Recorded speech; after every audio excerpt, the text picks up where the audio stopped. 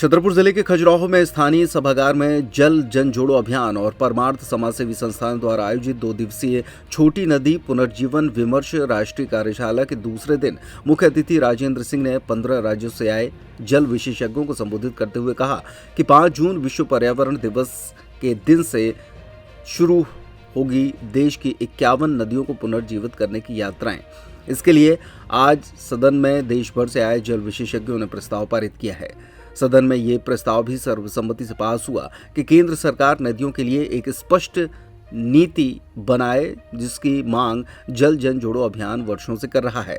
उन्होंने कहा कि छोटी नदियों पर काम करने वाले हम सभी लोग ये मानते हैं कि छोटी नदियों के जीवित होने से समुदाय की खाद्य सुरक्षा, उनका सम्मानजनक जीवन के साथ उनके आर्थिक विकास में महत्वपूर्ण भूमिका होगी। इसी के साथ बड़ी नदियों के प्रवाह को बढ़ाना, भूजल का पुनर्भरण, जमीन की उपजाऊ क्षमता को बढ़ाने में भी मददगार होती है। जलवायु परिवर्तन का सीधा संबंध छोटी नदियों से है। अगर हम छोटी नदियों को जीवित कर लेंगे तो जलवायु परिवर्तन का खतरा कम हो जाएगा, लेकिन ये काम समुदाय की अगुवाई के बिना संभव नहीं है। चर्चा कभी होती नहीं है। हमने कहा भाई नदी का अधिकार भी होता है कि नहीं, कि केवल आदमियों का अधिकार होता है।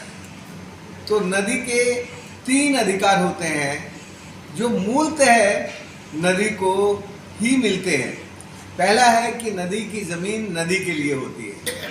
नदी की ज़मीन का टाइटल आज तक भी कोई किसी भी कानून में, किसी भी जगह पर नदी के टाइटल बदलने की किसी को अधिकार नहीं है। लेकिन नदी की ज़मीनों पे कब्जे हो रहे हैं। कब्जे इसलिए हो रहे हैं क्योंकि उसके रिकॉर्ड ठीक नहीं है। नदी की 3 तरह की ज़मीन होती है। एक तो होता है ब्लू जोन। ब्लू जोन वो होता है जहाँ नदी बहती है।